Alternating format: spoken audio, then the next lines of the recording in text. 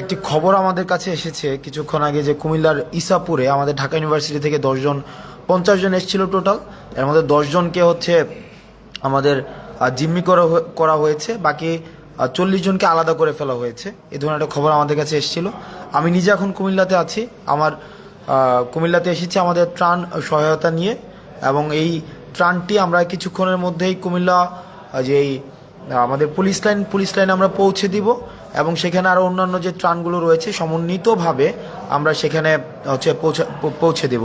অর্থাৎ যে এলাকাগুলো রয়েছে বিশেষ করে বুড়িচং এবং হচ্ছে যে এলাকাগুলো ভাঙনপ্রবণ যে এলাকা, সেখানে আমরা পৌঁছে দেব। এখন বিষয়টি হচ্ছে যে কুমিল্লার যে বিষয়টি দাঁড়িয়েছে, আমরা এখানে স্থানীয় যিনি এসপি রয়েছেন ওনার সাথে আমার ব্যক্তিগতভাবে কথা হয়েছে এবং ওসিকে সেখানে পাঠানো হয়েছে। সর্বশেষ খবর পাওয়া পর্যন্ত ওনারা যেটি জানিয়েছেন, এই খবরটি যার মাধ্যমে পেয়েছেন, যে নাম্বারটি দেওয়া আছে তাকে রিচ করা যায়নি। যে যার নাম্বার সাব্বির নামের একজনের নাম্বার দেওয়া হয়েছে, যে সাব্বিরের সাথে যোগাযোগ করতে বলা হয়েছে, কিন্তু সাব্বির নামের যেই ভদ্রলোক ওনাকেও এখনো পর্যন্ত রিচ করা যায়নি। এবং এই খবরটি আসলে সত্যতা কতটুকু সেটি নিয়েও এখনো পর্যন্ত আমরা সন্দিহান। কারণ এসপি মহোদয় এবং হচ্ছে ওসি নিজে গিয়েছেন, এখনো পর্যন্ত এই ধরনের কোনো খবর পাওয়া যায়নি। মানে এখনো পর্যন্ত এই ধরনের কোনো পাওয়া যায়নি। তো অনেকে ভাবছে হয়তো যে তাদেরকে ডাকাত সন্দেহে এলাকাবাসী হয়তো আটক করেছে। ওই যে 50 জন ওখানে রয়েছে, এইটি সত্যতা এখনো পর্যন্ত নিশ্চিত করা যায়নি। তো আমরা চেষ্টা করছি। আমরা এখনো পর্যন্ত আছি কুমিল্লাতে আজকে সারাদিন থাকবো, এবং হচ্ছে আমরা এখানে যে প্রত্যন্ত এলাকায় প্রান্তিক পর্যায়ে যে ত্রাণ আজকে যেগুলো আমরা সংগ্রহ করেছি সেগুলো আমরা পৌঁছে দেওয়ার চেষ্টা করব। এবং অ্যাট দ্য সেম টাইম আমরা যে কাজটি করব সেটি হচ্ছে যে যাদের খবর এসেছে যে ইসাপুরে হচ্ছে যে তাদেরকে আটক করা হয়েছে, তাদের পুনরুদ্ধারের জন্য, তারা যদি আসলেই মূলত আটক হয়েও থাকে, তাদের পুনরুদ্ধারের জন্য আমাদের যেই প্রচেষ্টা রয়েছে এবং আইনগত যে বিষয়গুলো রয়েছে সেটি যেন নিশ্চিত হয়, সেই কাজটিও আমরা করব। ঢাকা ইউনিভার্সিটির যারা রয়েছেন, আমার সহপাঠী থেকে শুরু করে সিনিয়র জুনিয়র, আপনারা বিভিন্নভাবে কনসার্ন জানাচ্ছেন। আজকে বেশ অনেকক্ষণ ধরে আমাকে বিভিন্নভাবে আমাকে জানাচ্ছেন। আমি আপনাদেরকে বলবো যে এখনো পর্যন্ত এই ধরনের ঘটনা ঘটেছে বলে আমাদের পুলিশ থেকে আমরা জানতে পারিনি। দ্বিতীয় যে বিষয়টি সেটা হচ্ছে সাকিব, আমাদের ছোট ভাই সাকিব, মনোয়ার এবং হচ্ছে যে আমাদের হোসাইন, এই 3 জন আমরা জানি যে ফেসিবাদ বিরোধী আন্দোলনের একদম শুরুর দিকে আমরা যখন আনুষ্ঠানিকভাবে এক দফা দেওয়ার পূর্বেই কিন্তু আমরা দেখেছি যে তাদের একটি মিছিল আমরা আমাদের জৌহল থেকে ওরা দিয়েছিল। ঢাকায় তখন হচ্ছে লকডাউন, ঢাকায় এক ধরনের ব্ল্যাক আউট ছিল, আমরা ইন্টারনেট শাটডাউন দিয়ে দেওয়া হয়েছিল, আমাদের কারফিউ জারি করা হয়েছিল। সেই পরিস্থিতিতে দাঁড়িয়েও কিন্তু আমরা দেখেছি যে বাকি যেই মানুষগুলো, যে আমাদের হোসাইন, সাকিব এবং হচ্ছে মনোয়ার, তাদের যেই এক ধরনের সবসময় ফেসিবাদ বিরোধী আন্দোলনে তাদের সক্রিয়তা ছিল।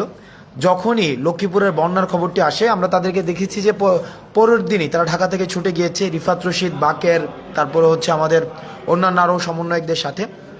দুঃখজনক বিষয় হচ্ছে যে তাদের সাথে গতকাল রাত থেকে এখনো পর্যন্ত কোনো ধরনের যোগাযোগ করা যায়নি। তাদের সাথে আমরা চেষ্টা করছি যে স্থানীয়, আমরা ডিসির সাথে কথা বলার চেষ্টা করেছি, এসপির সাথে কথা বলার চেষ্টা করেছি, কিন্তু ওখানের যে পরিস্থিতি, মানে ওখানের যে সার্বিক পরিস্থিতি এমন পর্যায়ে এসে দাঁড়িয়েছে যে ডিসি বা এসপি কারো কাছে আমরা রিচ করতে পারিনি। অর্থাৎ ইন্টারনেট ব্ল্যাক আউট হয়ে গিয়েছে, মানে কমপ্লিটলি ব্ল্যাক আউট হয়ে গিয়েছে। আমরা চেষ্টা করছি যে সাকিবদের কাছে পৌঁছানো, রিয়াদদের কাছে পৌঁছানো, মনোয়ারদের কাছে পৌঁছানো। আপনারা আপনাদের জায়গা থেকে আপনারা চেষ্টা করুন। আর তৃতীয় একটি বিষয়, আমরা দেখতে পাচ্ছি যে বাংলাদেশের বিভিন্ন জায়গা থেকে ত্রাণ সহায়তার জন্য আমরা 20 জনের টিম নিয়ে, 30 জনের টিম নিয়ে ফেনীমুখী হচ্ছি, নোয়াখালীমুখী হচ্ছি। আপনাদের কাছে অনুরোধ থাকবে, এভাবে টিম নিয়ে আসার কোনো প্রয়োজন নেই।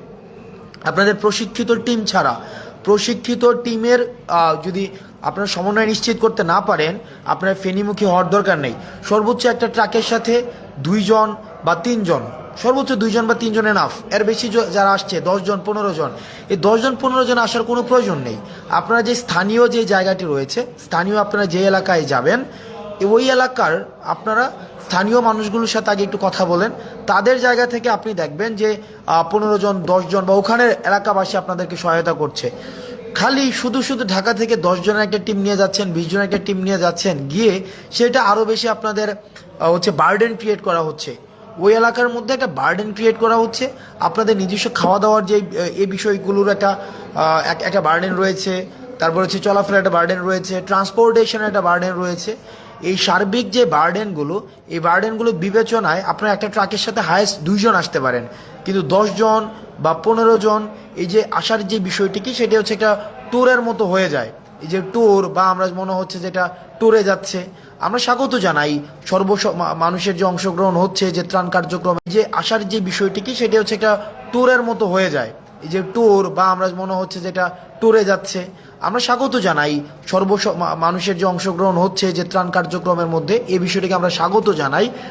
কিন্তু এভাবে 10 জন 15 জন এভাবে যাওয়ার বিষয়টিকে আমরা নিরুৎসাহিত করি নিজেকে সেভ করার জন্য। গতকাল ঢাকা বিশ্ববিদ্যালয়ের একটা বোট ডুবে গিয়েছিল ফেনীতে, তাদেরকে রেস্কিউ করার জন্য আমাদের আবার টিম পাঠাতে হয়েছিল।